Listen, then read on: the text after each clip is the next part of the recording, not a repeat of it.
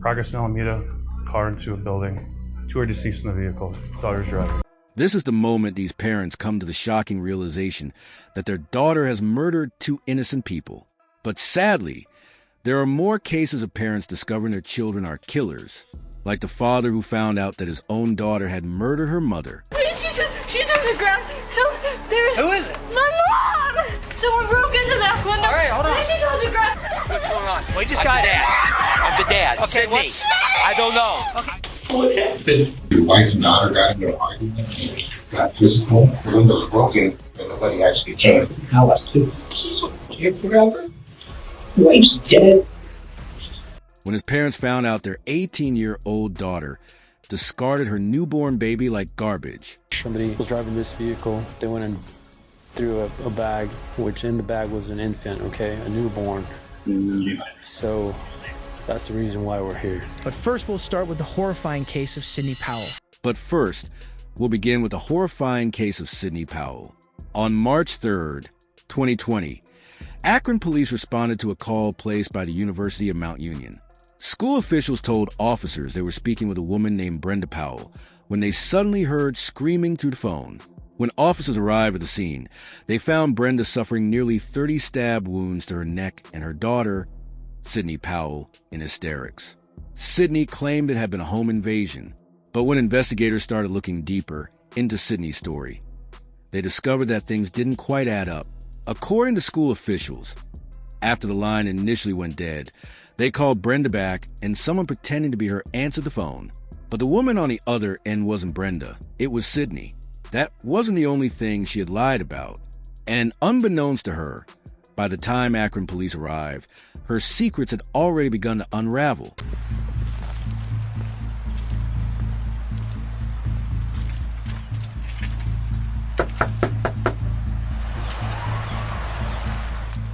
Upon arriving at the scene, officers immediately heard Sydney screaming inside, giving them the probable cause they needed to enter the residence. Once inside, officers were met with a truly horrific scene. Not only that, they had their first encounter with Sydney, who had her fabricated story ready and waiting. Akron Police! Akron Police!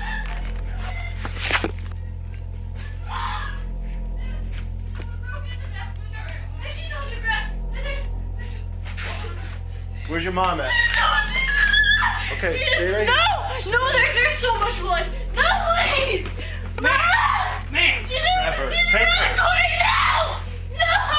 Stop! We gotta figure out what's going on. Can you sit down?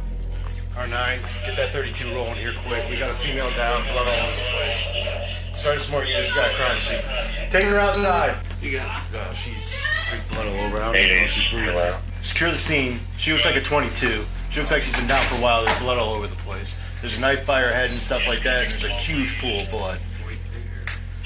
No, I think she just walked in on it. There's a broken window in the back, so if you can just put up some crime scene tape. As soon as AFD gets here, they're going to pronounce her, I'm sure. Once the officers entered the house, they saw just how devastating the scene was.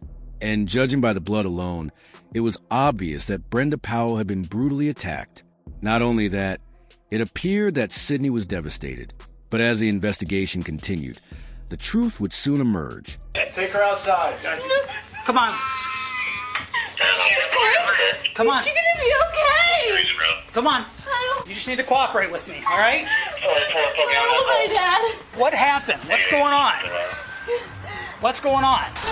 We heard a bang, and she told me to get out, and then I heard screaming, so I came back, and she was on the ground. Okay, you heard a ran bang. out back. There was a bang, someone broken. Okay.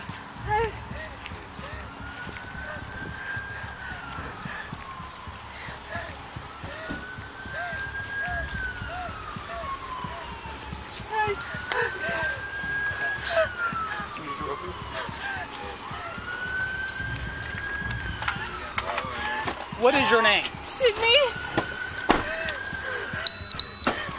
Are you cut? I don't think so. Yeah, you're cut somewhere. I don't think so. Yeah, your hand. No, I was helping her. I grabbed her. All right, stop.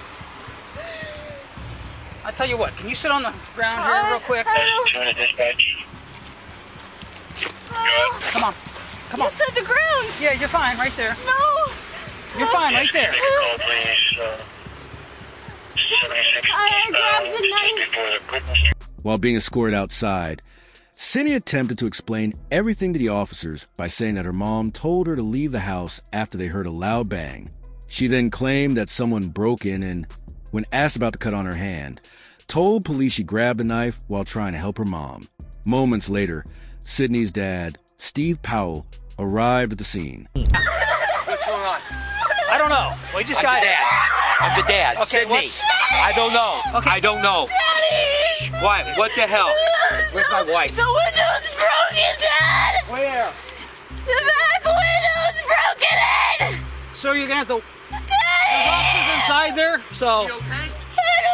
There Go was check so the much lady in the blood! house, okay? She's got minor cuts.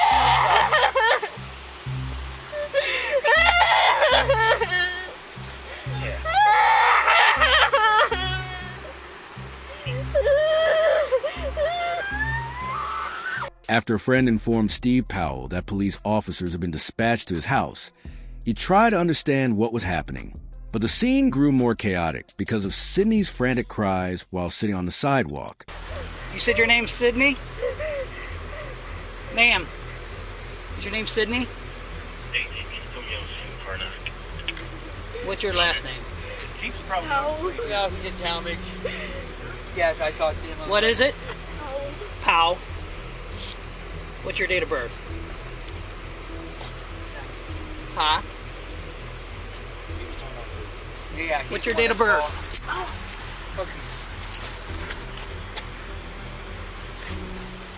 As the situation became more intense, law enforcement attempted to get more information from Sydney. But Sydney grew increasingly unresponsive and catatonic as the questioning continued. I mean, she just got cuts to her hands here. Oh, it's just a cut. Yeah, so I don't know. Sir, we don't. Does she have any mental No, issues? no. She was having a little trouble at school at Mount Union, and she came back home to try and work things out. Just today is when I found it. I think she has been going to class for the last couple of weeks. So she just came home today? Yeah, today. It's like 11 o'clock. Sydney. Oh, fuck. What is going on with Sydney. this? What's going on? Huh? I need to know what's going on. We don't know yet. Her father, on the other hand, had plenty to say, and when the officers began questioning him, details came to light that painted a clearer picture of Sydney and her relationship with her parents, information that would later become crucial in building the case against Sydney. The officer then focused his attention on Steve Powell, who explained that Sydney had been struggling at school and hadn't attended classes for several weeks. So she returned home to sort things out. Investigators later discovered that Sydney had been expelled from the University of Mount Union after failing 3 classes. She had pretended everything was fine and kept the truth hidden from her parents. After a more thorough investigation of the crime scene, police concluded that Sydney attacked her mother with an iron skillet before staging the scene to resemble a break-in. Once they reached that conclusion, investigators faced the difficult task of delivering the devastating news to Steve Powell. His daughter was a killer. What happened? I don't think someone broke into the house. I don't know if your wife and daughter got into an argument and got physical. The window was broken, but there's no forced entry into the house. The window was broken, and nobody actually came through that window. Did your wife and daughter ever have really heated arguments? No. This is not possible. Clearly, they think Sydney did this. Alice, too. She's going to jail forever. Wife's dead. During the trial, the defense argued Sydney's actions were caused by a severe psychotic episode. However, after 9 days of deliberations, Sydney Powell was found guilty of purposeful murder, felony murder, felonious assault, and tampering with evidence. She was sentenced to life in prison with the possibility of parole. This suspect attempted to stage the scene to get away with murder. But what happens when a suspect tries to literally throw someone away? On January 7th, 2022, 3 individuals were dumpster diving behind a shopping mall when they heard the sound of crying, and after searching further, discovered a newborn baby with its umbilical cord still attached inside the dumpster. Once the discovery was made, the rescuers immediately called 911 to report the newborn's location. 911, where is your emergency? We just found the baby in the trash. Is it breathing? Yes, ma'am. He still got his umbilical cord. He's whimpering. He was not crying, actually. Once the ambulance arrived and transported the newborn to safety, officers continued their investigation. And after speaking with witnesses, it didn't take long before they located security footage showing 18-year-old Alexis Ayah's actions. Moment by moment, in the footage, Alexis can be seen pulling up to the dumpster, grabbing a trash bag from the back seat, and throwing it into the garbage. Inside the trash bag was Alexis's newborn baby boy wrapped in a towel. And later that evening, the same security footage captured the moment the baby boy's rescuers arrived to save him. The footage showed the dumpster divers removing the trash bag from the garbage, initially believing the cries they heard were coming from an animal. But as they looked closer, they discovered the horrifying truth. The Good Samaritans can then be seen taking the baby out of the trash bag and immediately calling police for help. And after discovering the security footage, officers were easily able to locate Alexis's home. Where's the baby? Keep warm. Keep him covered up. Keep warm. Do you know whose baby it is? Is it your baby? No. April, is it your baby? No. No, it's nothing. We were dumpster diving. Okay. Oh my God. When police arrive at the residence, they speak with Alexis's parents, who appear completely shocked by the information provided by the officers. But investigators continue their investigation by bringing Alexis and her parents in for questioning.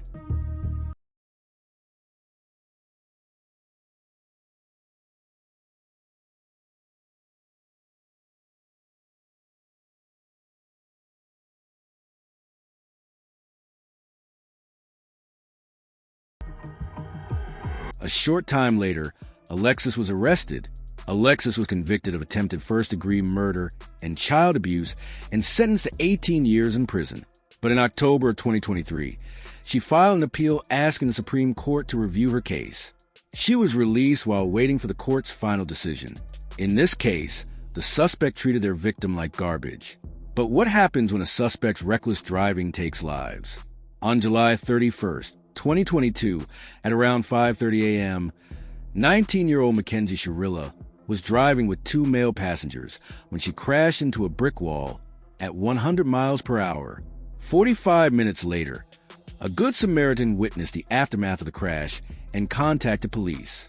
When the Strongsville Police Department arrived at the scene, both passengers, 19-year-old Davion Flanagan and 20-year-old Dominic Russo, were pronounced dead, but miraculously, Mackenzie survived. After examining the crash, law enforcement conducted interviews to uncover what caused the accident. What they discovered would make them question whether this was truly an accident. Investigators would soon determine that Mackenzie had her foot fully pressed on the gas pedal. Not only that, she never applied the brakes. But before any of this was uncovered, body camera footage captured officers step by step as they examined the scene.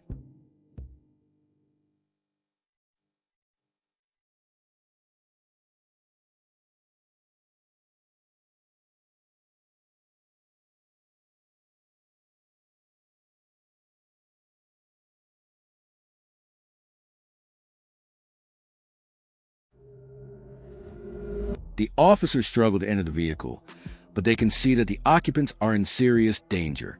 One officer even notes that the driver is breathing but unresponsive. Eventually, the officers manage to get inside the vehicle, and that's when the true severity of the crash begins to become clear.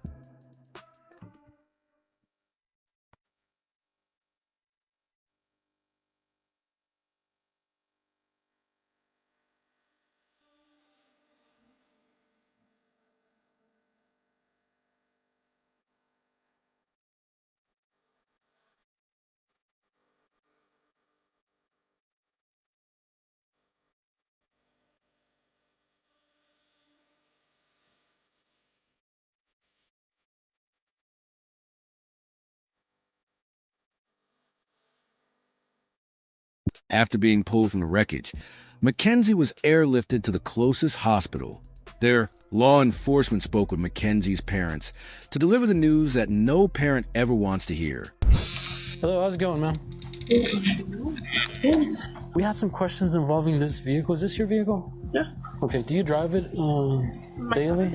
Your daughter does? Okay, what's your daughter's name? Why? This vehicle was involved in a abandonment of a child, okay? Somebody was driving this vehicle. They went and threw a bag, which in the bag was an infant, okay? A newborn. So that's the reason why. Police officers explained the incident to Mackenzie's parents, telling them what had happened in the car. Luckily for her, she had been wearing a seatbelt, which likely saved her life. The passengers, Mackenzie's boyfriend and his friend, were not as fortunate, and the officers would soon have to deliver that heartbreaking news to their families as well. What happened today? How did your day start today? I was in pain. I just go to sleep and then go back to the restroom and go to sleep and go back to the restroom. So obviously you gave birth to a child. Right. I'm trying to find out where it happened, how it happened, or what led to that and stuff like that. I went to sleep and then I woke up and I went to the restroom and I was just trying, and then it came out and I thought it was poop, and then it wasn't. Okay. So you were where? And you're at your house? Yeah, I was by myself. You were by yourself? Yes. Okay. I was in a panic. I didn't know what to do. Okay. I was scared. I just left and I drove around and I just put it to where I put it. I put it in the bag. I took it to the car. When I was in the car, I had 2 trash bags. I took one with me, which is the one that I had, and then I put it again, and then I drove around and I didn't know what to do, and I just put it in there. After speaking with the parents, the officer's next task was to determine what caused the crash. Police soon discovered that Dave Flanagan had an app on his phone called Life 360, which essentially tracked Davion's real-time location. This helped police uncover details that could potentially crack the case. Duty. Radio. This car's split in 2.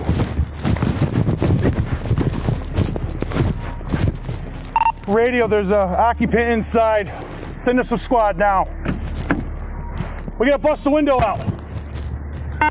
Send us some more units. Any more units to progress in Alameda? Now! What are they doing? 31's one up.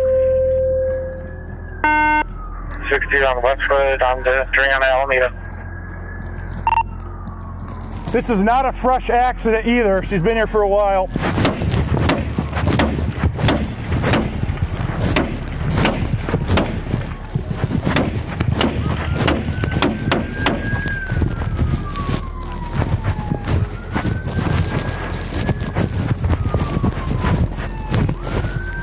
Radio, we got at least 2 occupants in here. No one's moving.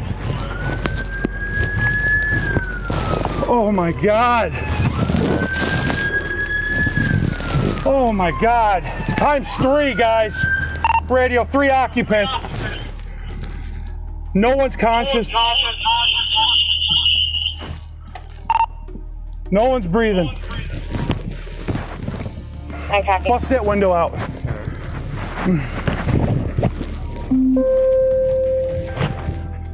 Rookie.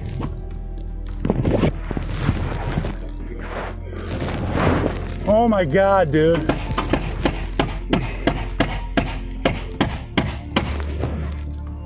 Who can hear my voice? Driver's radio. The driver is breathing, unconscious. Police then examined the black box in Mackenzie's vehicle, which provided officers with information like speed and brake activity before the crash. And after further analysis, police discovered that Mackenzie had the gas pedal pushed all the way down. Furthermore, the brake was never applied before impact. Law enforcement then interviewed Mackenzie and Dominic's closest friends to see if it would reveal any insight into the cause of the crash. But the details they uncovered would completely turn this case upside down. Did you try the pockets of them? No, I mean, we're away from him. All right. Okay. I mean, he's.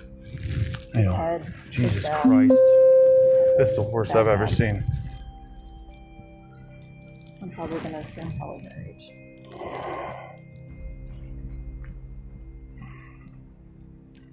There's nothing we can do right now, guys, other than hope fire hurries up. That's it. I hear him coming. Based on the evidence collected from the interviews, police reached a conclusion that Mackenzie intentionally crashed the vehicle, so she was taken into custody. Mackenzie chose to waive her right to a jury trial and instead opted for a bench trial, meaning her fate will be decided by Judge Nancy Margaret Russo. During the trial, prosecutors argued that there was conflict in Mackenzie and her boyfriend's relationship, that it was unstable, and that she intentionally planned to kill him and his friend in the vehicle that day. But the defense argued differently, stating that there was no evidence Mackenzie planned anything, and that there was no way to know what exactly happened moments before the crash. But in the end, it was Judge Nancy Margaret Russo who delivered the final decision in Mackenzie's case. Dave, what did they tell you? Nothing. Okay, she was life flighted here. Yeah, that wouldn't know that. Okay. No. Who else was there? You want to sit down? Wait, wait, say this. Progress in Alameda, car into a building. 2 are deceased in the vehicle. Daughter's driving. Who died? I don't know whether.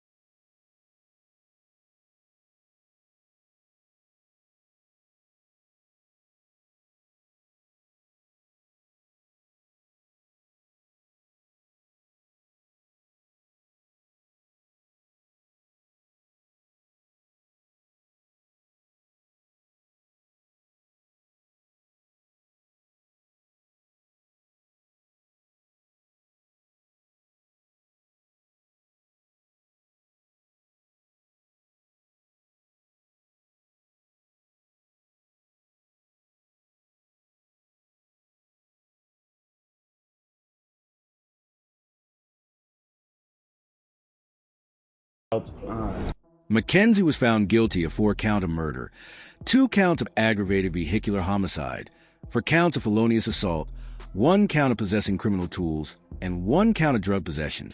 She was sentenced to 15 years to life behind bars. Go ahead and take a seat.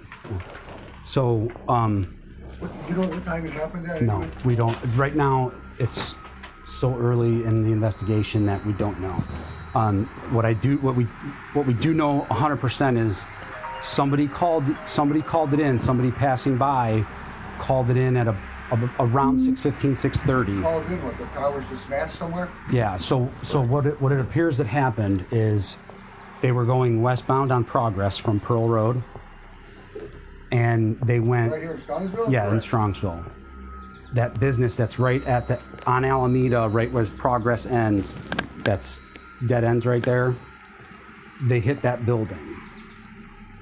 They hit the sign out front, and then they hit the building. Would they fall asleep at the wheel or something? Don't know. We don't know that. We don't know that. So 2 kids are dead, my son's dead, another kid's dead, and Go the ahead. girl's in the hospital? she's in surgery right now. Oh my God, huh, Chris? I didn't copy. I'm sorry? I'm sorry, hang on just one moment. Whatever you might need. Okay. Well, I mean, another family member or a friend or anybody that you might want us to call on your behalf? No. This is a fucking nightmare. Yes. Absolutely. That was, what do you think today? Somebody called in at 6:30 in the morning? Between 6:15, 6:15, 6:30, yeah. somewhere in there. Came upon it, passing it by. Yeah. Oh my gosh. She was in her car? It was in Mackenzie's car, yeah. Yeah. Oh my gosh. And is she gonna make it or you guys don't know? We right now we don't know. She's in surgery right now, so we don't know. Oh my gosh. So. What a fucking nightmare. Okay. I just want to show you. Oh no, explain it. So this is when they were going down Progress Drive, Mhm. and then you know how there was like tire tracks before it, like Right. on that side grass. So that's the sign. That's when it hits the sign. And then it says that's slow where down. she curved exactly right on. Gotcha. Missed those two rocks and went right into the sign, the Mhm. side of it. But I'm just confused on how the back of the sign was messed up. But she went right into that wall. Right. No, so you can see like the hard braking was right at the wall, and then her high speed was after the hard braking. was Right. 90 miles per hour. So it said it's a recording. Does that play? So, I mean, what does so it mean? Or basically just how it works- screenshots? It's just a tracker. Yeah, it's like my Okay. parents have me in a circle so they can see where I go, and it just follows you wherever Right. you go. And Davion had us in. Yeah, we had Okay. we had a bunch of us. We had all of our friends in it. Like Okay. Davion was in it too. We can literally see where Davion has been. So I for don't the know if past you guys however know. long you need to know. Okay. Like, we can show you where I he don't was know at, if you where he guys was know coming they from. were at a party before this. We do have information as to other places they were going to. I'm not sure what the detectives have, but they know they have statements from other people of parties that they were potentially at. So they were at Paul Burling house. I don't think their parents knew about the party, but I can be wrong. Okay. If you guys want, I will let you guys write statements. Okay. And you can write down. Is there anywhere I can like send screenshots? Absolutely. I will give you. I'll write down my email. And you can send the screenshots right to the email, and I'll get them all to the detective. So I spoke to friends that were at the party. I wasn't personally there. I Okay. wish I was there. But, Okay. Hey, any information you have that can help us out to help try and sort out and get a better understanding of what happened is helping us. Yeah. So I'm gonna give you my email. But there here was at work. the fact that they might have been on psychedelics. Okay. So Kenzie was the driver, and they said that she took a nap. But if you know psychedelics, that's like an 8-hour to 12-hour, like, yeah, you cannot sleep. Me right here, if you looked at the tracks, and you guys probably have pictures of them, it looks like the person in the front seat tried to turn the wheel because of the fact they were going to go straight into a wall. And it doesn't say she heart broke once. It was 90 miles per hour down that whole road. And I also think because of Kenzie's and Dominic's history, that they were fighting. I think Davion went on his phone to distract himself from the fighting. Although they were on drugs, they can also still be fighting with being on drugs. It could have just been like a careless mistake. Like I don't think Kenzie, even if she was like at road rage, if she was arguing, I don't think her intention was to kill two people no matter what. You mentioned that anytime Dom would kind of want to break up with her, she kind of would go crazy. Describe crazy, like what kind of crazy? Like there is times where she called Dom and said, if you break up with me, I'm going to word for word. What do you think happened? That I think, yeah, off of what I know and off my assumptions, Dom tried to break up with her multiple times, even in July. They kept not like working out, whatever. They kept making back up. Kenzie's known to be the kind of person that she's let us know she will never let go of Dom, and if she has to let go of Dom, she will not go on living herself. She's pretty much let that be known. You're going 94 miles an hour, you don't have a very fast car to begin with, you were stomping that gas pretty much that whole entire time. There's no brake marks on the street at all. Even before the hit, you would think that some type of instinct would kick in, you'd slam on the brakes, but to my knowledge, she went straight into it. To me, it seems like they were in a fight. I think that she took it upon herself to purposely crash into that wall. I think that he must have been trying to talk her down the whole time. They swerved off to the right at the end. I think he might have grabbed the wheel towards the end of it, maybe trying to spin him or something. Who knows? She could have been bear hugging it. I don't know. They're hitting bumps too. They're going 90. He could have not, like, I don't know what's going through his head, you know? So describe the relationship. What was she like as your girlfriend?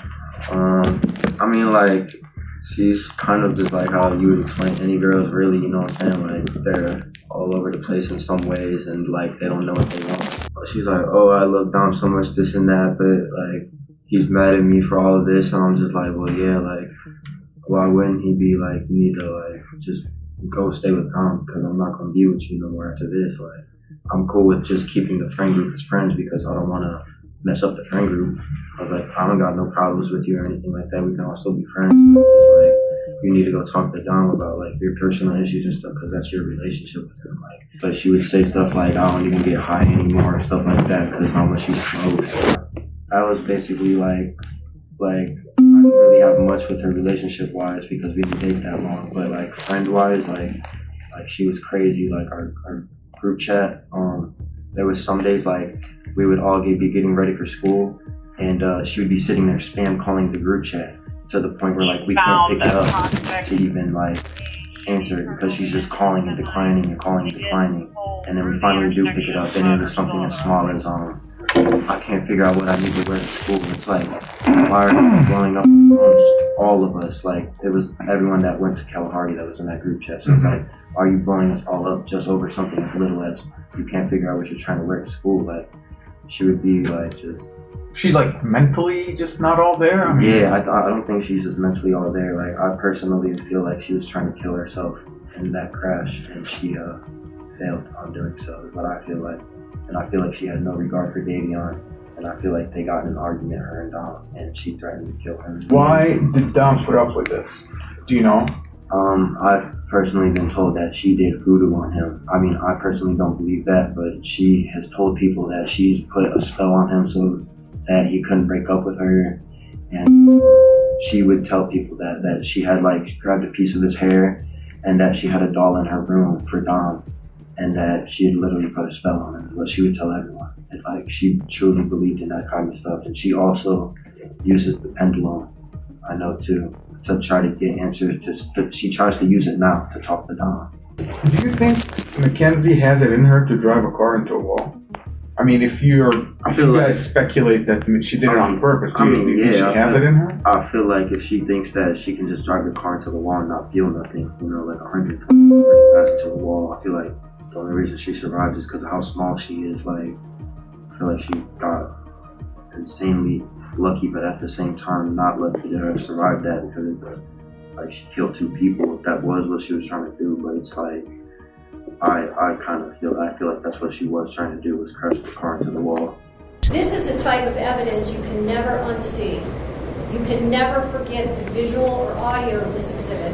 It is chilling and tragic. As you review that exhibit, you know that you are watching the oncoming deaths of 2 people, and there is nothing that will stop it. The video clearly shows the purpose and intent of the defendant. She chose a course of death and destruction that day. Exhibit 802 crystallizes the deadly decision-making of the defendant. She morphs from a responsible driver to literal hell on wheels as she makes her way down the street. Mackenzie alone made the decision to drive the car, to drive an obscure route, a route she visited a few days before, and a route not routinely taken by her. Mackenzie alone chose the time to make the drive, early in the morning, when any reasonable person would expect that few people would be nearby to witness it or offer life-saving assistance. She made these decisions despite knowing, as any reasonable person would, that her mission of death could have involved others, not even in the car with her, other people, other cars, pedestrians. She had a mission and she executed it with precision. The mission was death. Mackenzie alone decided to push the pedal to the floor and demand the ultimate speed of that vehicle to 90 to 100 miles per hour. She alone decided what was to be. Mackenzie decided death was the ultimate goal that day. And she alone made that decision for Dominic and Davion, and she continuously acted in a manner to achieve her relation. They have no relevance to the weighing of the evidence in this case. The totality of the evidence clearly demonstrates that Mackenzie Shirilla acted purposely and intentionally in the early morning hours of July 31st, 2022, and her purpose was to kill Dominic Russo and Davion Flanagan. No reasonable fact finder could view the totality of this evidence in this case and come to any other conclusion. Her actions were controlled, methodical, deliberate, intentional, and purposeful.